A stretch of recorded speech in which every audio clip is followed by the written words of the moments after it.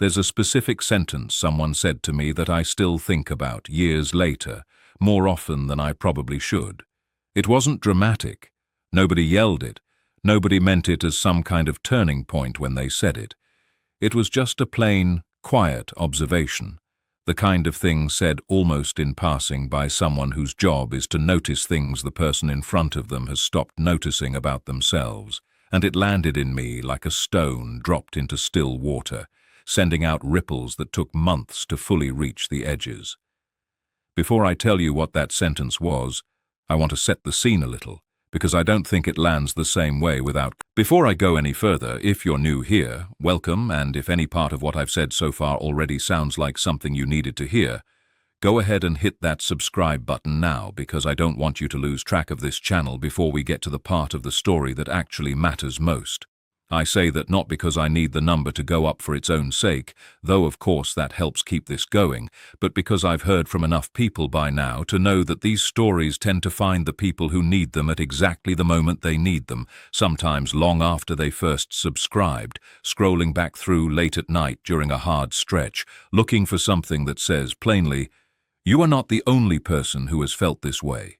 If that ends up being you someday, I want to make sure this is easy to find again." So take care of that now. It takes 2 seconds, and then let's keep going, because there's quite a bit more to this story, and I don't think the version I've told you so far does justice to where it actually ends up. I want you to picture something for me. You're sitting in a financial planner's office on a Tuesday afternoon in October, and the man across the desk from you has a graph on his screen that shows 2 lines diverging, one going up, one going down, and he's explaining, in a very reasonable, very calm voice, that if you move into the assisted living facility your daughter has been researching, you will, at the current rate of about $6,200 a month, exhaust your savings in approximately 9 years, at which point you will be 81 years old and dependent on Medicaid in a facility you did not choose and cannot leave. He isn't being cruel, he's just being accurate. And you sit there looking at that graph and you think, this is what I worked for.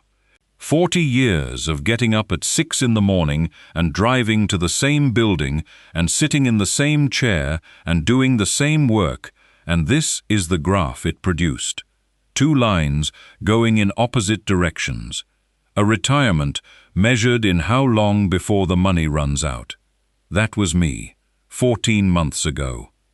Sitting in that office with that graph and that reasonable, accurate man, and feeling something that wasn't quite panic and wasn't quite resignation, but was somewhere in the middle, the specific feeling of a door closing on a future you hadn't fully realized you were still hoping for. My name is Wyatt Hughes. I am 72 years old. I spent 38 years as a mechanical engineer for a mid-sized manufacturing firm in Spokane, Washington, came up through the trades, got my degree at night while working days, eventually ran a department of 22 people, retired at 68 with what I thought was a reasonable pension and a reasonable amount of savings and a reasonable plan. My wife, Barbara, had died 3 years earlier from pancreatic cancer, 14 months from diagnosis to the end, and I had spent those 3 years since doing something I can only describe as waiting, not for anything specific, just waiting.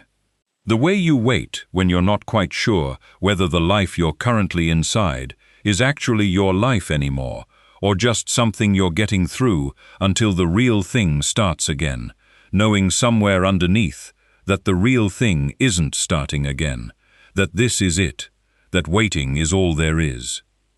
My daughter, Kendra, lives in Portland. My son, Marcus, lives in Denver.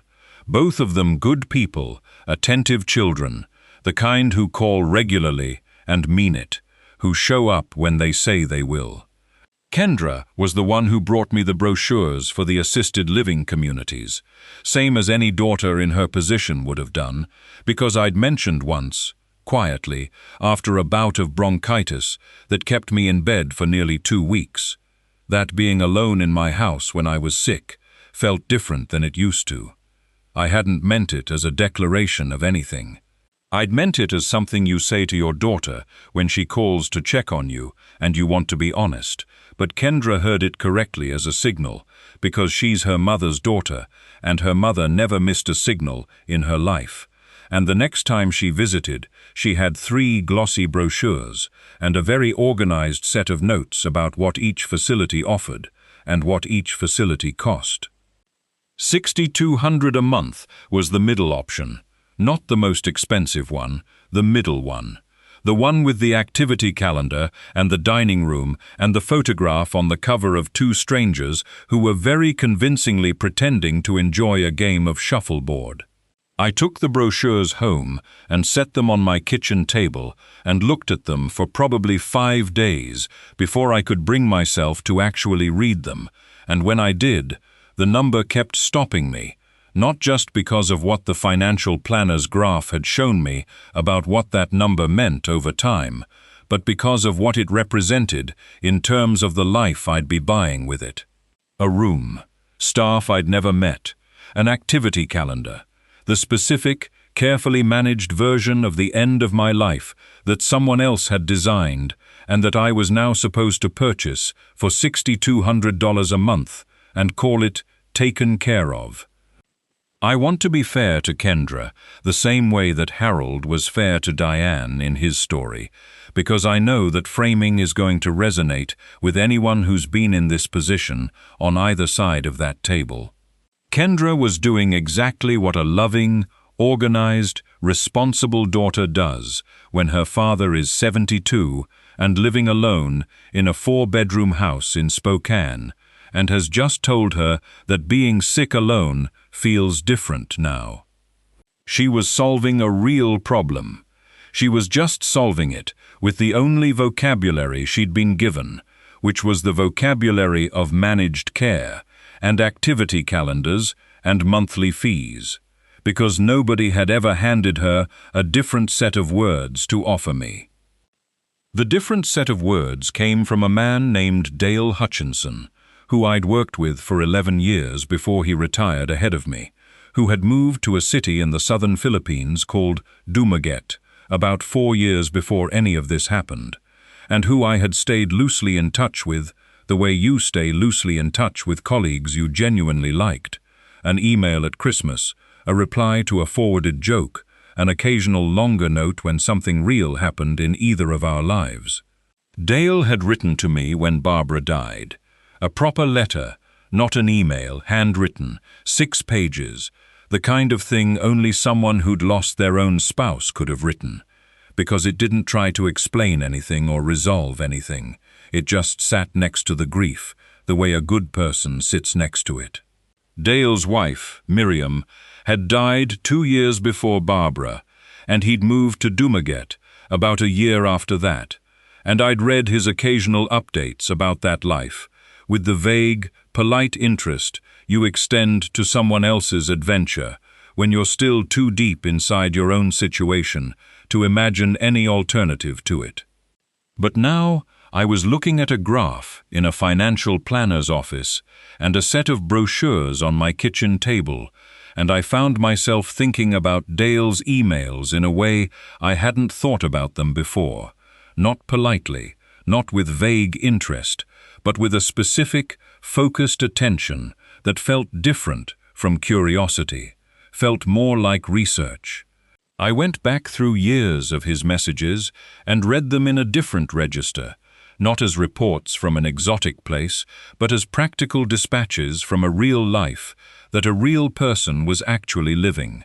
And the numbers he'd mentioned, because Dale was always specific about numbers, the kind of engineer who quotes figures the way other people quote weather. The numbers started rearranging my entire understanding of what was possible. $1,100 a month. That was what Dale had mentioned. Total, in an email about 2 years earlier, where he'd run through his monthly expenses because someone else, another old colleague, had asked him to. $1,100. Rent, utilities, food, transportation, everything. The number sat in my head next to 6200, the way a small, precise fact sits next to a large, alarming one, and the space between them started to feel like something worth understanding. I wrote Dale a long email that night, longer than any I'd sent him in years, and I was honest in it, the way you can sometimes be honest with people who are at enough of a distance to receive honesty without immediately trying to manage it. I told him about the graph. I told him about the brochures.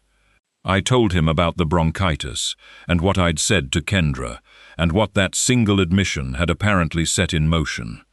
I told him that I had been, if I was being honest, not really living for some time now, just maintaining, keeping the house and the routines and the calendar the way you keep a car running when you're not entirely sure where you're going to drive it. I asked him, plainly, what his life actually looked like over there, not the postcard version, the real version, the version that included the bad days and the hard parts, alongside whatever it was that had made him stay 4 years and counting. He called me the next morning, not emailed back, called, which from Dale was the equivalent of a 5-alarm signal about the seriousness with which he was taking my question. We talked for 2 hours, which was longer than Dale and I had talked in total in the past 5 years combined. And somewhere in that conversation, I crossed whatever invisible line separates a man who is idly curious from a man who has started actually making a decision, though I didn't announce it to anyone, including myself, for several weeks after. What Dale told me about Dumaguete, said plainly, and without any of the evangelical fervor that some expats apparently develop about wherever they've landed, as if moving abroad were a religion that required converting everyone they knew, was this. It was a small city, modest, genuinely livable, on the southeastern coast of an island called Negros Oriental, with a university at its center that gave it a particular energy, bookshops and cafes, and a population of educated young people who leaned toward curiosity rather than indifference when they encountered someone older and foreign and willing to talk. They came to visit eventually, and I could tell, the moment they landed, that they were nervous about exactly what they were going to find, having spent months imagining a version of my new life that was probably far bleaker than the reality actually turned out to be. I watched them do the thing I think every skeptical loved one does when they finally see something in person instead of hearing about it second-hand over occasional phone calls.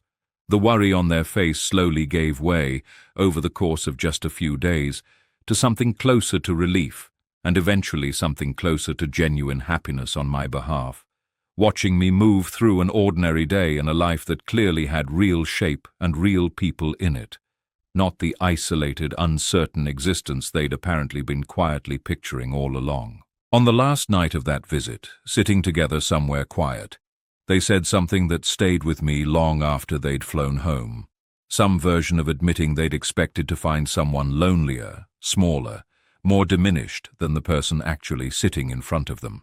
I told them that was more or less exactly what I'd feared finding in myself too, in those uncertain early months, and that I understood completely why they'd worried the way they had. But I also told them, and meant it fully, that worry built on imagination rarely survives contact with the actual lived truth of a situation, and that I was glad they'd finally gotten to see the truth of it for themselves, instead of continuing to worry about a version of my life that had never actually existed. The weather was warm year-round, but never brutal, softened by the sea, the kind of warmth you live inside, rather than fight against. The people, Dale said, were something he didn't have a satisfying way to explain to someone who hadn't been there, not uniformly perfect. Nobody is uniformly perfect, but characterized by a quality he'd eventually stopped trying to describe accurately and just started calling fundamental human warmth, the old-fashioned kind, the kind that used to be ordinary and somewhere along the way became remarkable.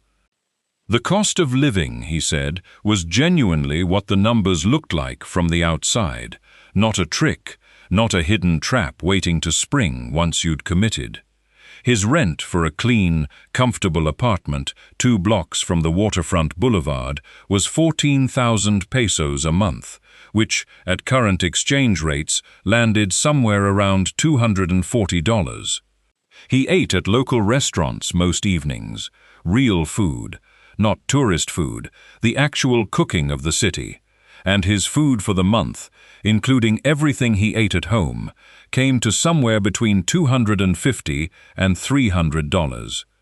Transportation was almost nothing, because the city was walkable for most of what he needed, and a tricycle, the 3-wheeled motorcycle taxis that served as the main short-distance transport, cost almost nothing for trips he couldn't walk. He paid for utilities, for occasional entertainment, for the international health insurance policy he'd set up specifically because he knew healthcare access would be every concerned family member's first and loudest objection. And when he added it all together, a real life, in a real city, with real people, and real food, and real mornings, that he actually looked forward to, it came to about $1,100 a month. He said something in that phone call that I've thought about almost daily since.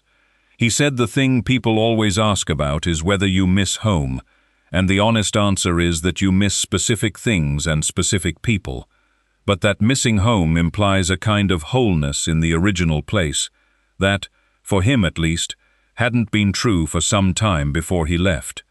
He didn't miss the life he'd actually been living. He missed the life the house still contained evidence of, the life with Miriam in it, and he could miss that from Dumaguete just as completely as he could miss it from Spokane, with the significant difference that in Dumaguete there was an actual day happening around him that gave the missing somewhere to settle by evening. I spent the next month doing what I do, which is research, because 40 years of engineering teaches you that the difference between a good decision and a disaster is almost always the quality of the information you built it on. I read every expat forum about Dumaguete I could find. I read about the Special Resident Retirees Visa, a program specifically designed for foreign retirees that came with a set of documented requirements and protections that I found, frankly, more organized and legible than I'd expected. I researched international health insurance options with the same methodical approach I used to use when evaluating supplier contracts, building a comparison spreadsheet, reading the fine print, identifying the coverage gaps and how to close them. I looked at crime statistics, infrastructure reliability, hospital quality. I made a list of every concern I could generate, and then set about finding real, specific, verifiable answers to each one.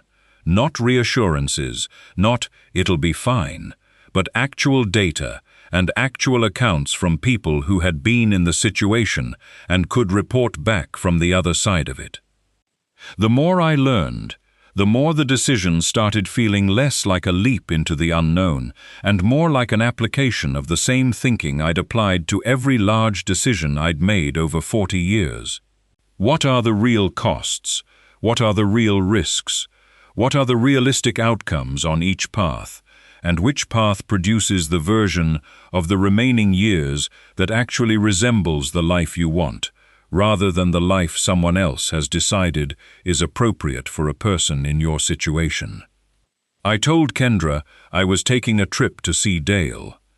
I told her as much of the truth as I thought she could absorb in one conversation, which was most of it, held back only the part about the decision being more or less already made, because I knew that part needed to arrive on its own terms after she'd seen the place, rather than being announced beforehand as a conclusion she'd then spend the entire trip trying to argue me back from. She was quiet on the phone in a way that meant she was managing her reaction rather than expressing it, which is a thing Kendra does, a quality she shares with her mother. this practiced steadiness in the face of information she isn't sure what to do with yet. She asked how long I'd be gone. I said 3 weeks. She asked whether Dale's place had a reliable internet connection so I could check in regularly. I told her it had been reliably connected for 4 years, and that Dale seemed to have managed to stay in contact with the outside world without difficulty, which I understood was not quite the reassurance she was looking for, but was the accurate version of it.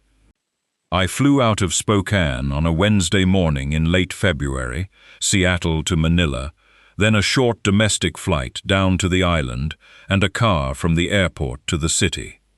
Dale met me at the small hotel he'd recommended near the center of town, and from the first hour I was there, I found myself running a particular kind of internal assessment, the kind where you're simultaneously experiencing a place and evaluating it, watching everything with a double attention, both the immediate sensory reality of a new city and the longer question of what it would feel like to inhabit this city daily, whether it had the texture and the depth that daily life requires, or only the surface pleasantness of somewhere you visit and then leave without consequence.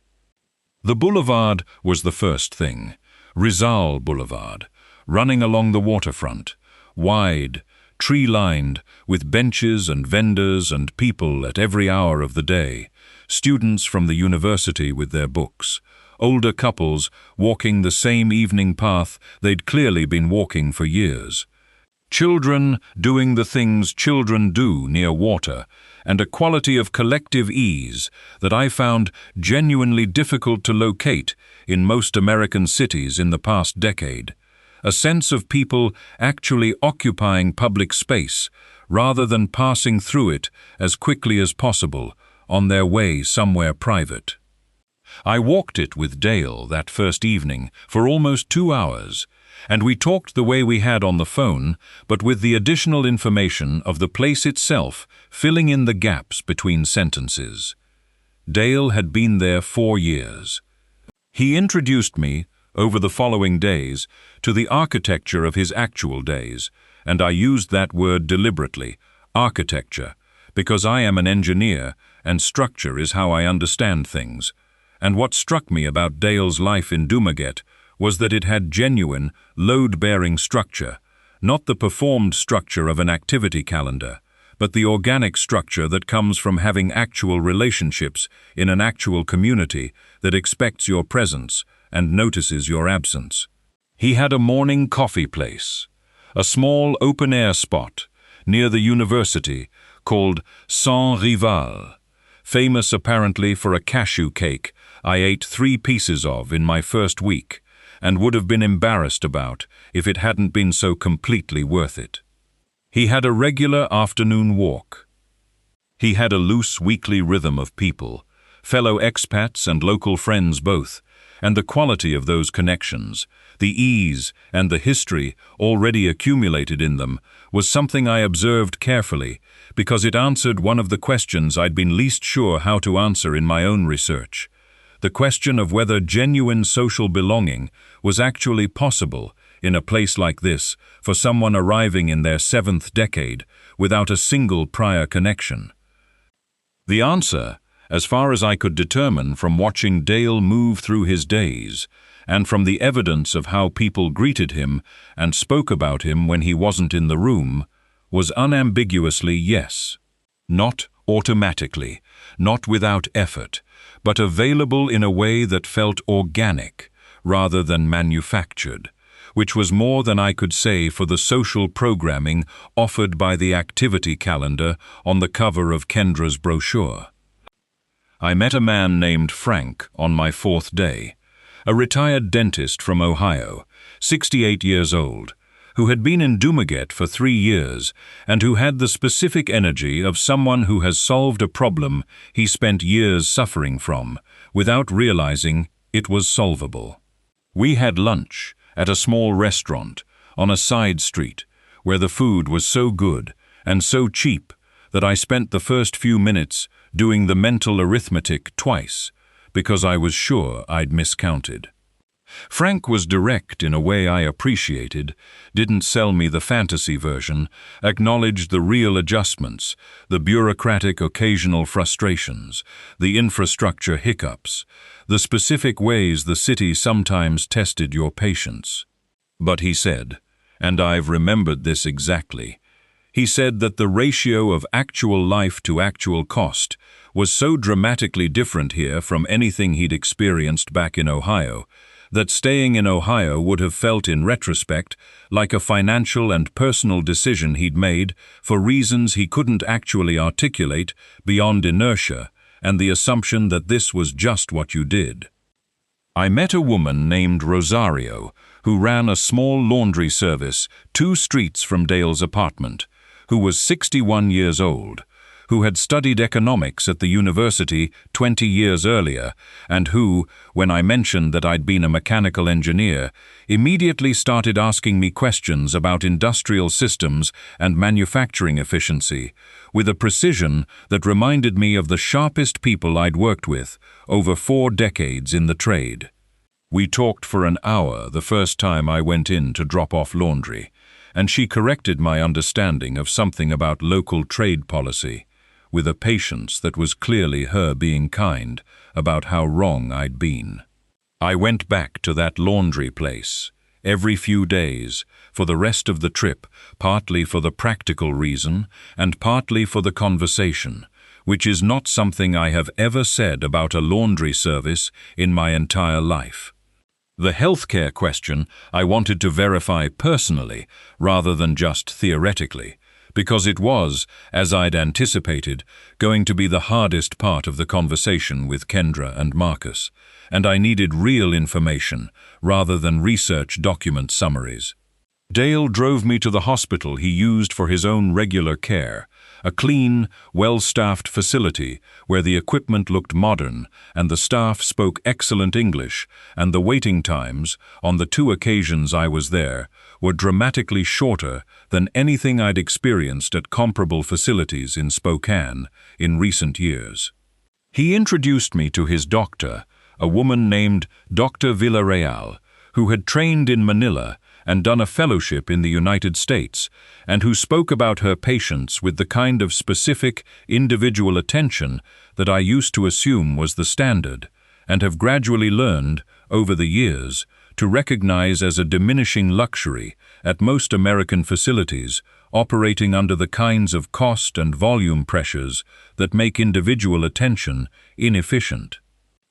Dr. Villarreal answered my questions plainly. The city had adequate capacity for most medical needs, she said, and for anything beyond that, the nearest major city with full tertiary care was accessible. The international health insurance plans commonly used by expat retirees here, she was familiar with most of the major ones, covered evacuation to Manila or even home countries for anything that required it. And in her 4 years working with foreign retirees in the city, she had found the system, overall, not perfect, nothing is perfect, but far more functional than the anxious relatives of incoming retirees typically imagined, based on second-hand fears rather than actual experience.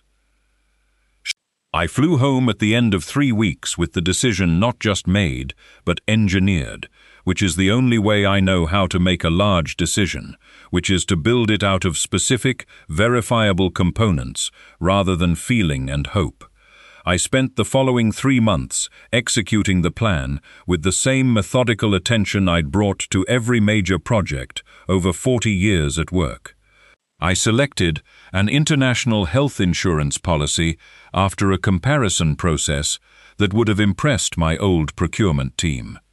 I established a bank account with a major international bank with no foreign transaction fees and an ATM network in the Philippines. I worked with an attorney to review and update my estate documents. I began the paperwork for the Special Resident Retiree's Visa, which was straightforward and well documented once you approached it, systematically, rather than being frightened off by the bureaucratic appearance of it. I had the conversation with Kendra and Marcus together, on a video call, because I wanted to do it once rather than twice, and because I wanted them to be able to support each other through whatever reaction they had, rather than each processing it alone before the other one knew. I presented it the way I'd present any engineering decision, which is to say, I walked them through the analysis, the problem statement, the constraints, the options evaluated, the criteria applied, and the conclusion reached. I showed them the financial comparison. I walked them through the healthcare coverage documentation. I gave them Dale's number and Dr. Villarreal's clinic information. I described the social infrastructure I'd observed, carefully, with specific examples rather than general assurances, because I knew general assurances would do nothing for Kendra in particular, who is her mother's daughter and has never in her life been satisfied by a reassurance that wasn't underpinned by specific evidence. Marcus asked good questions, sharp ones, in the way Marcus always engages with things he's taking seriously, which told me he wasn't dismissing it. He asked about legal protections, about property rights for foreigners, about what happened in a genuine emergency, about the stability of the political situation. I had answers for all of it, because I'd spent 3 months specifically building answers for all of it, and watching him run out of objections and slowly recalibrate his expression from wary to something more like reluctant interest was one of the more satisfying experiences of the preceding year. Kendra was quiet in a way that was different from her earlier managed reaction quietness. This was thinking quiet, processing quiet. After Marcus and I had been talking for a while, she said, carefully, that she'd like to come and see it before I went. Not to talk me out of it, she said, explicitly. I want to be clear I'm not asking that, but just to see it with her own eyes, so that the version she carries in her head isn't imaginary. I said yes immediately, because that was the right answer, and also because I had anticipated it, and had already started mentally planning how to show her the place in a way that would let her see it honestly, rather than just show her the things I'd decided in advance to show her. Kendra came in May, 2 months before my own move. She stayed 6 days.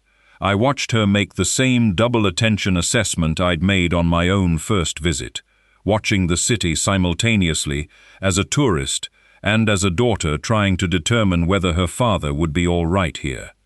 She met Dale on the first day, and I saw something relax in her almost immediately, not completely, but perceptibly, because Dale is a steady, concrete, unfanciful man, the kind of person whose presence communicates reliability without him having to articulate it, and I think seeing him, solid and unromantic, and simply and genuinely well, did something for her understanding that no amount of documented evidence from me could have accomplished on its own. She met Frank, who told her, with characteristic directness, that this city had given him back years that Ohio had been quietly subtracting, and that the $240 apartment and the $3 restaurant meals were not gimmicks, but actual features of a real and livable life for anyone willing to take the question of what they needed seriously, rather than defaulting to the expensive answer because it was the familiar one. She walked the boulevard at different times of day, and I watched her register the same quality I'd registered, the ease and the occupation of public space, people being present in a city rather than defended against it. She ate at a carinderia near the university, the small, open-fronted local restaurants that serve the honest cooking of the city rather than a version adjusted for foreign sensibilities. And she ate a plate of kare, a rich peanut-based stew with oxtail and vegetables and a fermented shrimp paste on the side that you stir in yourself to taste. And she looked at me across the table with an expression I recognized from her mother, the specific expression Barbara made when something exceeded what she'd been prepared to expect. And she said, "This is actually really good. in a tone that was genuinely surprised and slightly indignant about it, as if the goodness of the food were evidence in a case she'd been quietly building against the whole idea and now had to reconsider. On her last evening, we sat on the small terrace of a restaurant on the boulevard, the sea in front of us going from gold to orange to dark in the space of 40 minutes, the way it does there. And she said something I had not expected her to say, which was that she understood now why I'd chosen this over the brochures, and not just for the reasons I'd outlined in the analytical presentation I'd given her and Marcus on the video call. She said she'd watched me for 6 days, and she'd seen something she hadn't seen in the 3 years since her mother died, which was a version of her father that was ahead of itself instead of behind. That was the phrase she used, ahead of itself, and she's always had a precision with words that I've envied, and what she meant, and what I understood her to mean, was that I was moving toward something rather than sitting inside something that had already happened, and that the difference was visible in me in a way she hadn't been able to manufacture a theory for before seeing it in practice. She cried a little, which Kendra almost never does in front of anyone, least of all me, and I sat with it the way you sit with the things your children offer you when they decide you can handle them, which is fully and carefully and without trying to resolve it before it's done. She asked me, quietly, if I thought her mother would understand this, and I said that her mother was the most practically intelligent person I had ever known, and that the woman who had run a 200-person office for 26 years without ever producing a budget overrun or losing a member of staff she wanted to keep would have looked at the graph in that financial planner's office and drawn exactly the same conclusion I had, probably faster, and would have been deeply, specifically annoyed that I hadn't reached it sooner. Kendra laughed, and it was Barbara's laugh, the same rhythm and the same surprise in it, and I sat with that for a moment before the conversation moved on. I moved to Dumaguete on the 14th of July, a date that didn't mean anything specifically. It was just when everything aligned, the paperwork finished, the house sold, the shipping container dispatched with the limited but carefully chosen things I'd decided to bring, the flight booked, the bank account funded, and the lease on a 2-bedroom apartment 2 streets from the waterfront, signed through Dale acting as my representative on the ground. The apartment was 14,000 pesos a month. Clean, well-maintained, high ceilings the way older buildings in this part of the world often have. A ceiling fan in every room that made the warm air livable without the sealed, recirculated coldness of full air conditioning. A small balcony where I could have coffee in the morning and look at the street below, coming to life, which is something I had not done with any particular pleasure since the year before Barbara died. Had coffee and looked at the world outside, coming alive, and felt anything other than separated from it. The first month had the specific texture that, I think, every honest account of moving somewhere new as an older person describes, because I think being honest about it matters more than pretending the transition is seamless. It wasn't seamless. I got things wrong regularly, and in the small, repetitive ways that accumulate into a particular kind of daily exhaustion, not dramatic failures, but steady friction, the wrong market on the wrong day, the wrong direction walked confidently for 10 minutes before realizing I was parallel to where I needed to be, rather than approaching it. I mispronounced enough Visayan words badly enough that I once caused genuine confusion about whether I was asking for directions or commenting on the weather, and I still don't know for certain which interpretation won. The city was legible and livable, but it was not yet known to me the way a city becomes known when you've lived in it long enough that your body navigates it without the conscious overhead of a visitor, and the gap between those two states of knowing is one that only time can close, regardless of how much preparation you've done. But the first month also had the things I hadn't fully trusted would be real until I was inside them. The terrace coffee place where I started going every morning at 7, run by a family who lived in the back rooms, where the coffee was thick and dark and served in small glasses with a glass of water alongside, where by the third week the son, a young man of about 19, named Dondon, had started putting a cup out when he saw me turn the corner, no order required, a small efficiency that in its way communicated more about belonging than a formal welcome ever could. The evening walks on the boulevard where I began, gradually, to recognize specific faces by the rhythm of their walks and the specific benches they preferred, and where I began, gradually, to be recognized in return, the nod and the small lifting of the chin that means I know you exist and it's fine that you're here, which is a more foundational form of social acceptance than most people acknowledge until they've spent time somewhere they don't yet have it.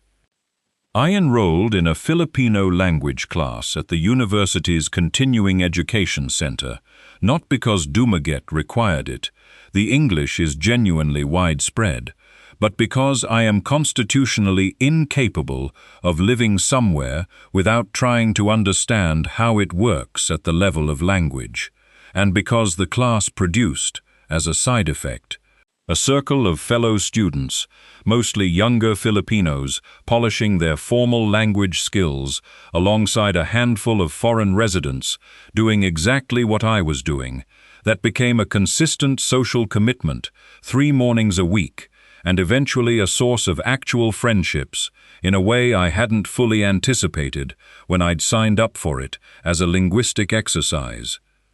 My monthly expenses settled, after the first couple of months of adjustment, into a pattern that looked almost exactly like what Dale had described. Rent at 14,000 pesos, the utilities and internet that added perhaps another 2,000, food at somewhere between $250 and $300 depending on the month, my international health insurance premium, which ran about $180 a month for the coverage level I'd selected, and a miscellaneous category that covered transportation and the occasional evening out and the rare specific purchase. Total monthly outlay, across all of it, sitting consistently between $10.50 and $11.50 in dollars. A range I tracked in a simple spreadsheet, the way I track anything I want to understand clearly, watching the pattern month over month to make sure the initial numbers had been real and not optimistic projections from someone trying to sell me on a lifestyle. They were real. I know some people need to hear that directly because they've been burned before by numbers that looked real and weren't. Mine were real. The $1,100 life was the actual life, not a careful, curated version of it, not a life with costs I'd stopped counting because they embarrassed the narrative. It was the whole thing, rent and food and healthcare insurance and everything else, and it left me, after a working life of careful saving and a pension that covered my basics, with more financial breathing room per month than I'd had at any point since the children were small and we were 2 incomes rather than 1. The other thing that happened, about 4 months in, which I hadn't planned for, and which turned out to matter more than almost anything I had planned for, was Mang Oscar. Oscar ran a small repair shop about 3 blocks from my apartment, the kind of place that fixes everything, fans and clocks and radios and small appliances, the kind of place that has almost entirely disappeared in the United States because the economic logic of repair collapsed a generation ago in favor of replacement, but which exists here in Dumaguete because the underlying logic of it never stopped making sense. I brought in a desk lamp with a bad switch, my first month in the apartment, and Oscar fixed it in front of me in about 7 minutes while explaining exactly what was wrong with it in a mixture of English and demonstration that required no translation at all because good mechanical reasoning communicates across languages. We got talking while he worked. Oscar was 66, had spent 20 years as a maintenance engineer at a resort outside the city before opening the repair shop when his knees decided that resort maintenance work was no longer a practical proposition. He had a way of evaluating problems, taking a thing apart to its components and understanding it from the inside rather than the outside, that I recognized immediately as a way of thinking I'd spent 4 decades in rooms full of, and which I had, in 3 years of retirement in Spokane, had no occasion to engage with at all. We talked for an hour and a half that first day over a lamp repair that took 7 minutes, and I went back the following week with nothing broken, just to continue the conversation. And after the second time, he didn't look surprised to see me anymore. Oscar and I have a weekly habit now, Tuesday afternoons, when his shop is slowest, where I bring coffee from a nearby place and he works on whatever's come in that week, and we talk, sometimes about engineering, sometimes about the city's history, sometimes about nothing in particular in the way two people talk, when the talking itself is the point rather than the topic. He has been teaching me, patiently, the specific repair logic of the older Filipino appliances that come through his shop, different from what I'd worked with in my career, but built on the same principles. And there's something about having that knowledge actively growing again, about being a student of something rather than just a person waiting for the next thing, that has changed the texture of my weeks in a way I find very difficult to explain adequately, but can report on with complete confidence. He asked me once, directly, why I'd come here, to Dumaguete specifically, and I told him about Dale and the financial planner and the graph and the brochures, and he listened with the attention he brings to broken machines, finding the specific failing component before forming a judgment about the whole. Then he said, in his careful, precise English, that in his experience, the people who came here and stayed, as opposed to the ones who came for a year and went back, were the people who came because they were looking for a life rather than looking for a price, and that the price being right helped them stay long enough to find the life, but that it was the life they were really here for. He said it as if it were a simple observation rather than a significant one, which is how Oscar tends to say the significant things, and I sat with it for the rest of that afternoon. I had a medical event 8 months in, not a serious one in retrospect, but serious enough in the moment. A blood pressure spike, sudden headache, the specific quality of feeling wrong that a person in their 70s learns to take seriously even before they understand what's producing it. I called Dale, who was at my apartment in 12 minutes, and had me at the clinic in 20, where Dr. Villarreal, who by that point was my regular doctor rather than a stranger I'd been introduced to once, had reviewed my history and had me under observation within the hour. Adjustment to my medication, full monitoring overnight, complete resolution within 48 hours, the entire visit, the clinic fees, the monitoring, the medication adjustment, came to a total that landed, with the insurance processing, at a personal cost of essentially nothing after coverage.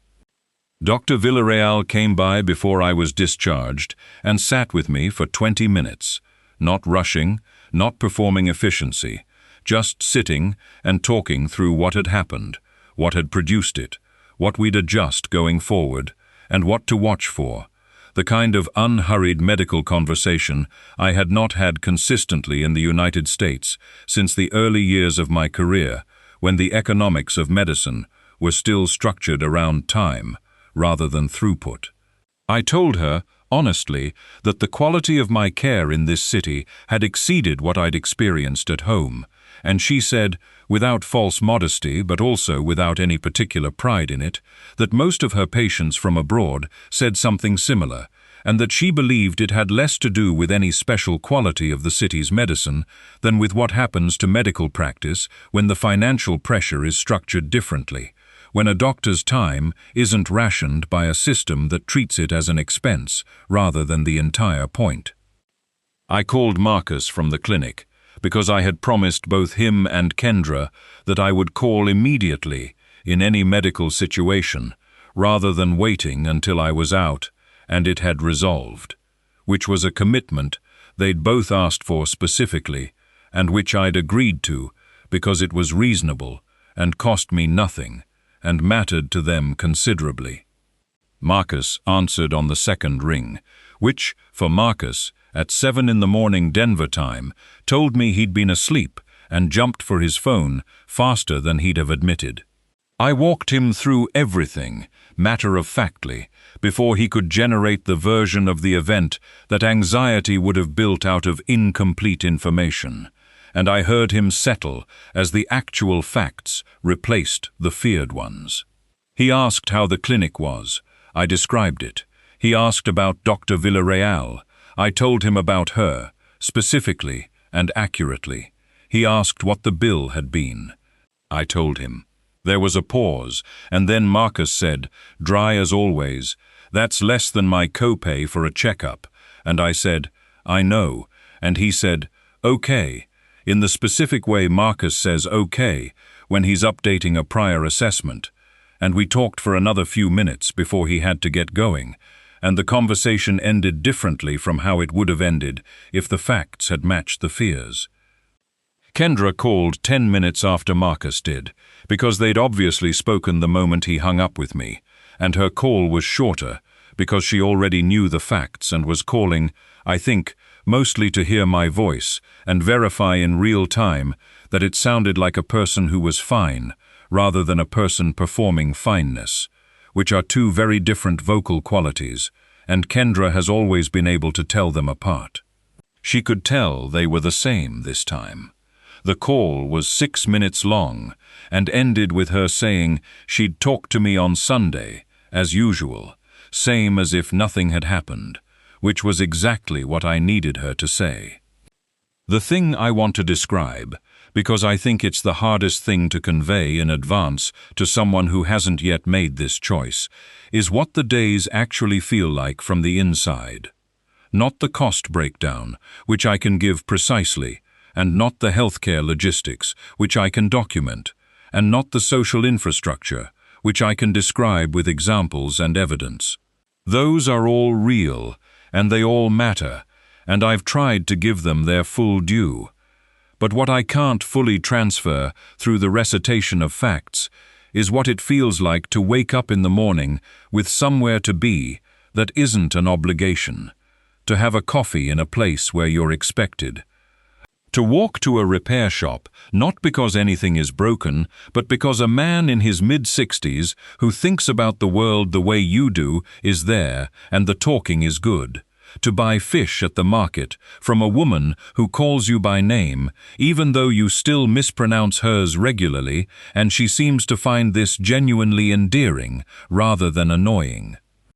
What it feels like, and I am being as precise as I know how to be here, is like being a participant in a life rather than a custodian of one, like being inside the days rather than outside them, watching them complete themselves without you. I know that's not a mechanical engineering kind of. Thank you for sticking with me through all of that. I know it's a lot to take in, and I know these stories ask more of your time than most of what's out there, but I hope it was worth it, and I hope some part of it stays with you longer than the length of this video does. If you want more stories like this one, told the same honest way, go ahead and hit that subscribe button because there's plenty more where this came from, and I think if this one landed, you'll want to hear where the rest of them go too. Take care of yourself. I'll see you in the next one.